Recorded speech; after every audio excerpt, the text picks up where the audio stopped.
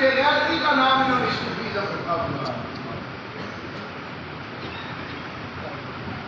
مجھے یہ بتائیں امام عالی مقام کا اور یزید کا جھگڑا کیا؟ بات آپ کو سمجھ آ گئی ماشاء اللہ۔ آپ محرم میں مولا علی کا نام لیتے ہیں، امام عالی مقام کی شہادت کا ذکر کرتے ہیں، نیازیں جو کھاتے ہیں، تو پتہ تو ہونا چاہیے کہ امام حسین اور یزید کا جھگڑا کس بات کا تھا۔ اب علماء کو چھوڑ کر اگر میں عوام سے پوچھوں نا تو میرے خیال 10 بندے بھی نہیں ہوں گے کہ مجھے یہ پتہ ہو کہ جھگڑا کیا تھا۔ یہی تو ہماری خرابی ہے، ہم نے یہ تو بتایا امام علی مقام گھوڑے پر سے گر گئے، فلاں نے سر قلم کر دیا، امام زین العابدین کو ہتھکڑیاں لگی، لیکن یہ نہیں بتایا قوم کو کہ کیوں ہتھکڑیاں لگی ہیں، جھگڑا کیا تھا۔ یزید جب تخت نشین ہوا، بے نمازی تھا، بد کردار تھا، شراب پینے والا تھا، امام علی مقام امام حسین کو کہا کہ حسین میری بیعت کر لے، میں صاحب اقتدار ہو جائے۔ آج لوگ کہتے ہیں ہم صوفی ہیں، مجھے بتاؤ یہ بڑے صوفی ہیں یا حسین ابن علی بڑے صوفی ہیں؟ اور آج کے پیروں کا دربار بڑا ہے یا حسین ابن علی جس دربار کے سجادہ نشین تھے وہ دربار بڑا تھا؟ حسین کے پاس تو نبی پاک کا آستانہ تھا، اس پر بیٹھ کے مستجاب دعوات بھی تھے، دعائیں کرتے رہتے، لوگوں سے نذرانے لیتے رہتے، کہتے ہم صوفی ہیں، ہمیں ووٹوں سے کیا لگے، ہم صوفیزم کے قائل ہیں۔ لیکن حسین ابن علی نے بتایا بے غیرتی میں اور صوفیزم میں بڑا فرق ہوتا ہے۔ امام علی مقام اور یزید کا جھگڑا ووٹ کا تھا، اس نے کہا آپ نے ووٹ مجھے دے دے، امام علی مقام نے کہا میں کسی فاسق و فاجر کو ووٹ اپنا نہیں دوں گا۔ آج ہم نے بھی یہ کبھی کرائٹیریا رکھا، شریف بندہ تو الیکشن میں کھڑا ہو جائے تو ہم کہتے ہیں کہ یہ ووٹ گھر والوں نے نہیں دینا، یہ بدماشوں کا کام ہے، یہ گنڈوں کا کام ہے، تو کس کام میں آ گیا ہے؟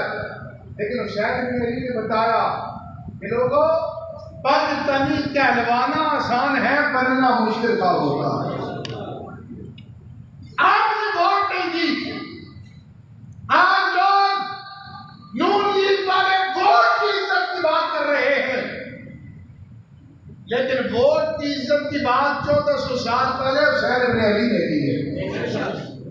آپ نے کنبہ سارا کٹوا دیا، لیکن یزید کو اپنا ووٹ نہیں دیا۔ جو پیر صاحب کھڑے ہو جائے شیر کے ساتھ، انہیں پوچھنا کہ چاہیے جناب صوفی صاحب آپ ادھر کھڑے ہیں، حسین ابن علی نے تو یزید کو ووٹ نہیں دیا، حسین ابن علی نے ووٹ نہیں دیا۔ اس لیے آپ نے خود دیکھنا ہے اور صحیح غلط کا فیصلہ کرنا ہے۔ بندہ گھر سے لوٹا لینے جائے تو 10 دکانیں گھومے، اور امام کی باری آئے تو جس نے داڑھی ٹوپی پہنی اس کے پیچھے چل پڑے، نہیں، ہمیں معیار اپنا بدلنا پڑے گا۔ قبلہ امیر المجاہدین سے لوگوں کو درد یہ تھا کہ امیر المجاہدین نے لوگوں کو شعور دیا ہے، لوگوں نسل در نسل لوگوں کو مت پوچھو، ان کی جیبوں کو نہ بھرو، ان کی لینڈ کروزروں کے لیے مال نہ اکٹھا کرو، اور جہاد کی طرف آؤ، حضور کی ناموس کے لیے کھڑے ہو، ختم نبوت کے لیے میدان عمل میں آؤ۔ آپ اور ہم فرانس کو رو رہے ہیں، پاکستان کے اندر حضور کی توہین ہوئی ہے نہیں؟ حضرت عائشہ پر تہمت ہے، ان پر ایک جملہ کسا گیا یا نہیں کسا گیا لاہور کے اندر، اور اللہ سے بھی آزادی مانگنے والی رڈیاں روڈ پر آئیں یا نہیں آئیں؟ ابھی یہ صرف بڑے شہروں میں ہے۔ اگر آپ اسی طرح خاموش رہے، آپ کو گلی محلے اور دیہات میں بھی یہ منظر نظر آتا رہے گا۔ یہ بات آپ کون سے لوگ ہیں جو آزادی چاہتے ہیں؟ یہ عورتیں کس سے آزادی چاہتی ہیں؟ اسلام نے جو مقام عورت کو دیا ہے وہ مقام تو کوئی اور مذہب اور معاشرہ دے ہی نہیں سکتا۔ اسلام نے جنت جو ہے وہ ماں کی قدموں تلے رکھی ہے، ماں کے نافرمان کو جہنمی قرار دیا، عورت کو وراثت میں حصہ دیا ہے، اور اسلام سے پہلے باپ کے مرنے پر بیٹا ماں کو بیچ نہیں سکتا تھا، ماں کو اپنے عقد میں لا سکتا تھا، لیکن یہ اسلام پاکی کا مذہب ہے جس نے ماں کی حرمت کی بتائی ہے، بہن کی حرمت نہیں ہے۔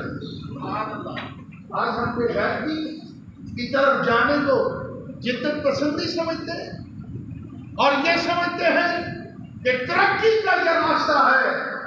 میرے بھائی، یہ ترقی کا راستہ نہیں، یہ اس جہالت کا راستہ ہے جو ہمیں جہنم میں گلے کی طرف لے جا رہی ہے۔ اگر آپ نجات چاہتے ہیں تو آپ کو میدان عمل میں آنا پڑے گا، اور یہ مت یاد کریں کہ یہ ناموس رسالت اور ختم نبوت کا مسئلہ صرف موجودوں کا ہے۔ جتنا کلمہ ہم نے پڑھا ہے اتنا آپ نے بھی پڑھا، اور روز قیامت آپ کو اس بات کی جواب دہی اللہ کی بارگاہ میں کرنی پڑے گی۔ اور جن لوگوں نے حضور علیہ السلام کے ساتھ کیا کیا نا، تاجدار مدینہ نے کرم نوازی میں دنیا میں بھی انہیں محروم نہیں فرمایا۔ غازی مرید حسین رحمت اللہ علیہ یہ چکوال کے غازی، چکوال میں آپ پیدا ہوئے، پاکستان بننے سے پہلے دہلی کے اندر ایک سکھ ڈاکٹر نے تاجدار مدینہ صلی اللہ علیہ وسلم کی گستاخی کی۔ مرید حسین تک خبر پہنچ گئی، گھر آئے، ماں سے کہا اماں میرا نام کیا ہے؟ خوب رو نوجوان، نئی نئی شادی ہوئی ہے۔ ماں نے کہا بیٹا اتنا بڑا ہو گیا ہے، تیری شادی ہوگی، تجھے نام نہیں اپنا پتا؟ کہنے لگے ماں مجھے نام تو بتا۔ ماں نے کہا بیٹا میرا نام ہے مرید حسین۔ تو رو کر کہنے لگے ماں جس حسین کا میں مرید ہوں نا اس کے نامے کی توہین ہو گئی، اور میں نے فیصلہ کر لیا ہے اپنے حق حقوق کو یہ معاف کر دینا، میں نے اس کو واسطے تحمل کرنا ہے۔ قربان جائیں ماں پر بھی آج کے دور کی ماں نے تھی، ہر بیٹا مولویوں کے ساتھ میں جا رہا، یہ بڑے بدبخت ہیں، یہ تجھے کس راستے پر لے جا رہے ہیں؟ تو میری امیدوں کا محور و مرکز ہے، میرے بڑھاپے کا تو سہارا ہے، لیکن قربان جائے تو ماں بھی پھر مرید حسین کی تھی۔ کہا بیٹا مجھے خوشی ہوتی اگر تو یہ کام کر کے مجھے اطلاع دیتا، مجھے خوشی ہوتی۔ آپ اپنے بیوی کے کمرے کی طرف جانے لگے، ماں نے کہا بیٹا تو نہ جا، نئی نئی شادی ہے، میں اسے سنبھال لوں گی۔ غازی مرید حسین نے کہا نہیں ماں میری بیوی ہے، میں اسے مل کر جاؤں گا۔ آپ چلے گئے، وہی سوال جو ماں سے کیا اپنی بیوی سے کیا، کہا میں جس حسین کا مرید ہوں اس کے نانے کی توہین ہو گئی، دہلی کے اندر ڈاکٹر ہے، آپ چکوال پاکستان کے اندر ہے۔ آپ نے کہا میں نے جانا ہے، جانے لگے، بیوی نے دامن پکڑ لیا، رو پڑی۔ غازی مرید حسین نے کہا بے وقوف نہ بن، پاگل نہ بن، میں اپنے ارادے سے پیچھے ہٹنے والا نہیں، میں نے جانا ہے، اس راستے میں آنے والی ہر رکاوٹ میں عبور کر جاؤں گا۔ قربان جائے اس نوجوان لڑکی پر بھی، اس نے کہا نہ رو اس لیے رہی ہوں، نہ دامن اس لیے پکڑا ہے کہ اپنے ارادے سے رک جاؤ، بلکہ میں عرض یہ کرنا چاہتی ہوں مجھے ساتھ لے چلو، میں چاہتی ہوں ایک بار آپ کریں دوسرا بار میں کروں۔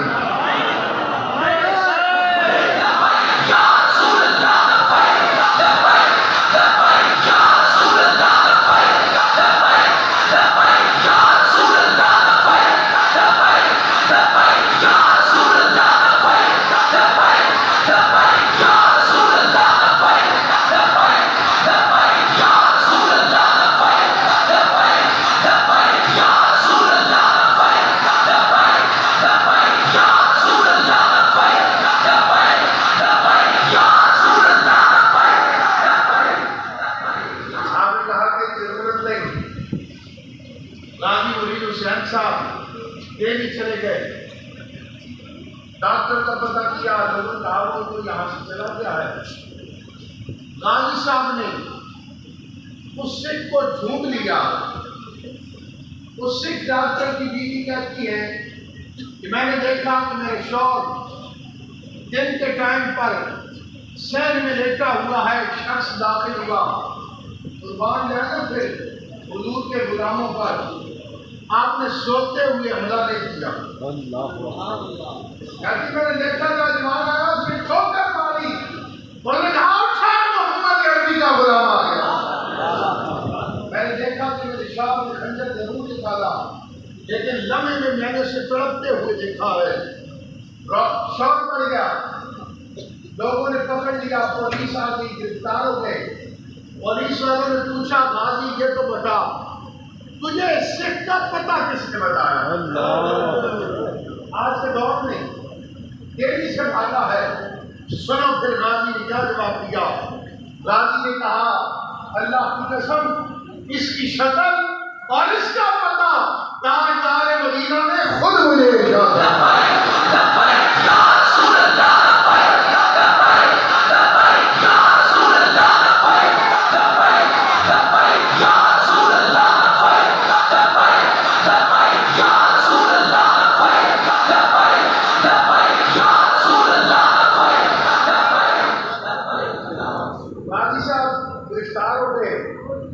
آپ کو جیل میں شفٹ کر دیا گیا کیونکہ آپ کا ہوائی علاقہ یہاں کا تھا۔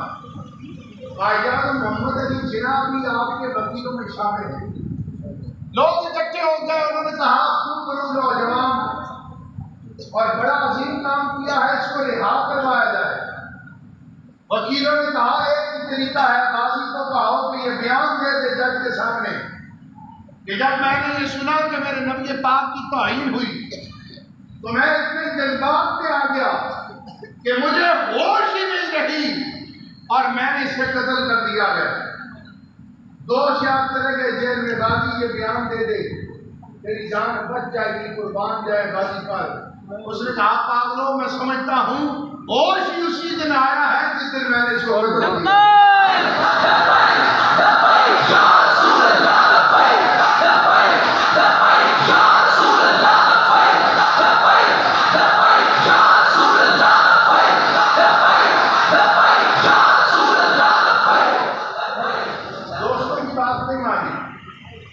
دوستوں نے کہا اب کس کو بلایا جائے؟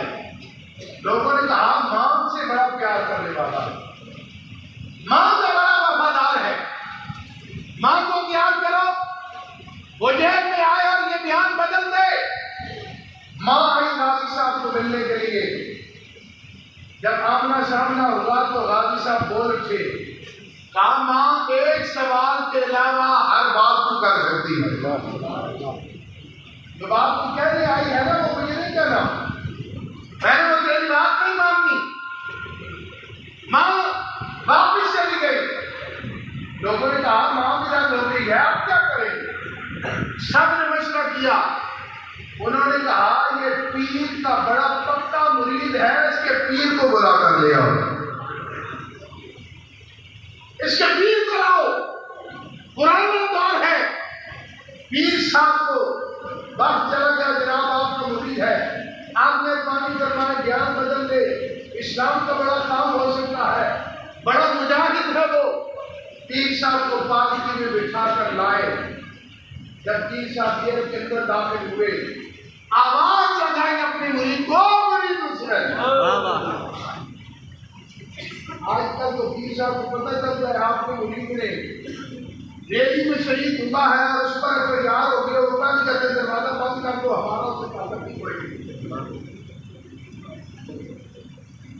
ہمارا تعلق ہی کوئی نہیں تھا۔ مرید حسین خوش ہو گیا، اتنا لاجواب کی ہے، جیل میں بھی ملاقات کے لیے آ گیا ہے۔ آمنا سامنا جب ہوا نا پیر اور مرید کا، پیر صاحب کی دوری تھے، دور سے آواز دی، مرید حسین عشق کی چادر پر داغ نہ لگنے دینا۔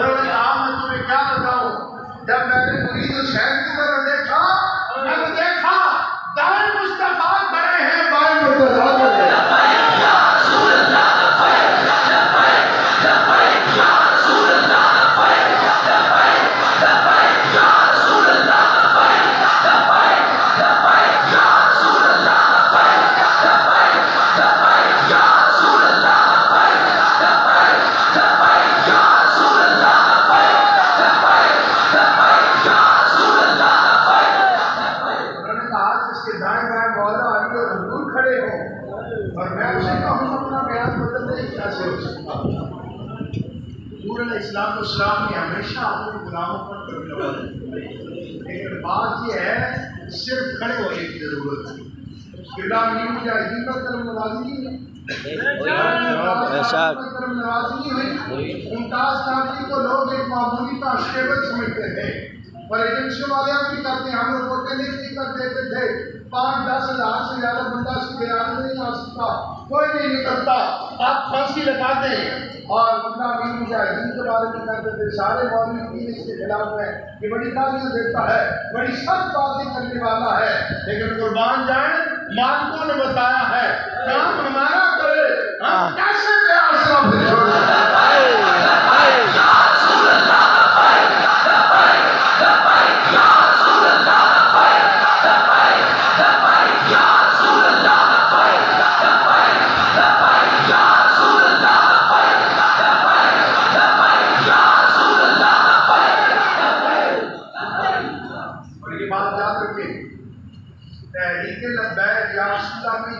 وہ بندہ سیکھتا ہے جو اندر باہر سے ایک بے شک ہماری جماعت میں اگر کوئی عزت کمانے کے لیے آیا تو اسے عزت بھی نہیں ملی، وہ ذلیل ہو کر ہی گیا۔ جو پیسہ کمانے کے لیے آیا ہے اسے پیسہ بھی نہیں ملا، اور جو کسی عہدے کی لالچ میں آیا ہے اسے عہدہ بھی نہیں ملا۔ ہمارا مشن بڑا مقدس ہے۔ میں جتنے بھی تحریک چاہتی ہے انسان ہے نا، آپس میں کبھی ترقی ہو بھی جاتی ہے، لیکن یہ بات یاد رکھنا جماعت کے خلاف کبھی سازش نہیں کرتی، اس لیے کہ یہ مشن بڑا مقدس ہے، یہ حضور کے خط نبوت اور ناموس رسالت کا ہے، اور جب حضور کی خط نبوت کو بندہ کام کرے تو تاجدار گولڑا نے ارشاد فرمایا تھا کہ اس کی پشت پر تاجدار مدینہ کا ہاتھ ہوگا۔ تاجدار گولڑا نے بھی خط نبوت کا کام کیا یا نہیں کیا؟ مرید ہر دور میں بڑے عجیب ہوتے ہیں۔ کہ میرے شاہ صاحب رحمۃ اللہ علیہ جب آپ نے کائیں کو مناظرے کا چیلنج کر دیا، مرید آپ کے پاس بھی آ گئے، انگریزوں کا لگایا وہ ہوتا ہے آپ کو مروا دیں گے، آپ کی جان کا خطرہ ہے، آپ کشمیر کی فقیری کریں، قربان جائے میرے علی پر آپ نے فرمایا ایسی بے غیرت فقیری ہم سے نہیں ہوگی۔ تاجدار مدینہ نے خود آپ کو بھیجا کہ جاؤ جا کر رپورٹ کرتا ہے، اور جب گانے نے آپ کو چیلنج کیا کہ آؤ سورہ فاتحہ کی تفسیر لکھتے اور اس میں نقطے والا کوئی حرف استعمال نہیں کرنا، بڑا مشکل کام ہے، بڑا مشکل کام ہے۔ یہ میرے شاہ صاحب کو چیلنج مل گیا، قربان جائیں پھر مہر علی نے جواب دیا، آپ نے کہا تو نبی ہونے کا دعوے دار ہے اور میں نبی کا امتی ہونے کا دعوے دار ہوں، ایسا کرتے ہیں کاغذ قلم لے آؤ، تو بھی قلم کاغذ پر رکھ لینا، میں بھی رکھ دوں گا، قلم کو حکم کریں گے، جس کی قلم چل گئی وہی مناظرہ دے گا۔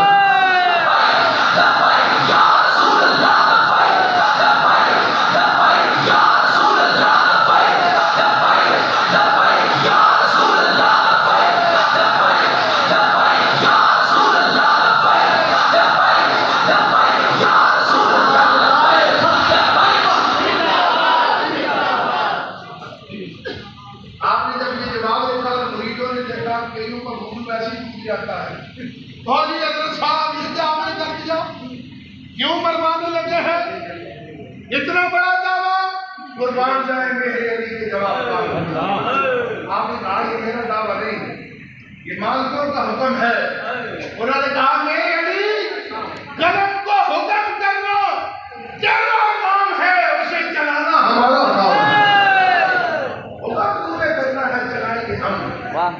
اس لیے خط نبوت کے لیے آپ کام کریں اور میدان عمل میں آئیں، اور علماء کرام بھی یہاں پر ہیں۔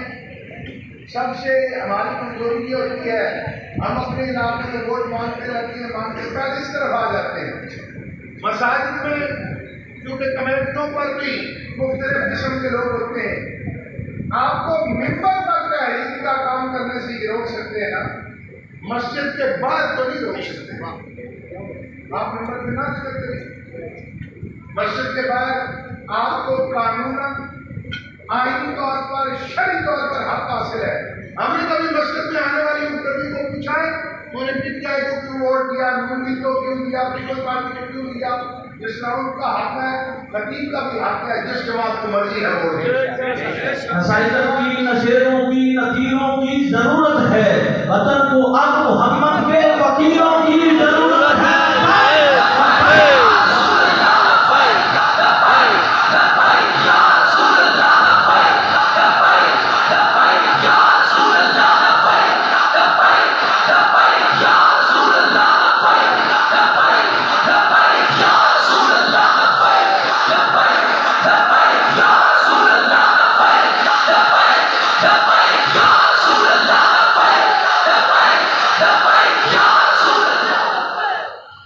اور آپ نوجوانوں پر کام کریں، بوڑھوں کو اس طرف لانا بڑا مشکل کام، کیونکہ جن کے انگ میں کمیشن چلا جائے گا وہ پھر سیدھے راستے میں بڑی مشکل سے آتے ہیں. نوجوانوں پر کام کریں، بچوں پر کام کریں، آپ کو حق حاصل. باقی آئندہ الیکشن آئے، وہ الیکشن میں اب مجھے کمیٹی کا لگتا ہے پچھلی سب سے گڑ ہوتی رہتی ہے نا، آپ کو پتا ہے کہیں چوک میں بات ہوتی ہے، مولوی صاحب ہاتھ جمنے لگتا ہے تو پیر بھی لگے رہتے ہیں، بات نہیں تک کون کی. اگلا جمعہ آ گیا، میں نے کہا بھائی فیصلہ یہ کر لیتے ہیں، آج کا جمعہ جب بیک پر آ رہا ہے، اگلے جمعے آپ پیپلز پارٹی کا امیدوار لے آئے.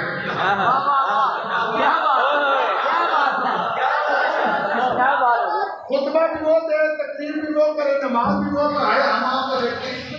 اس سے اگلا نون لیگ لے آئے، اس سے اگلا پی ٹی آئی والا لے آئے. میں نے کہا رب آپ کو اپنے گھر میں نہیں گھسنے دیتا، گلا ہم سے کس بات ہے؟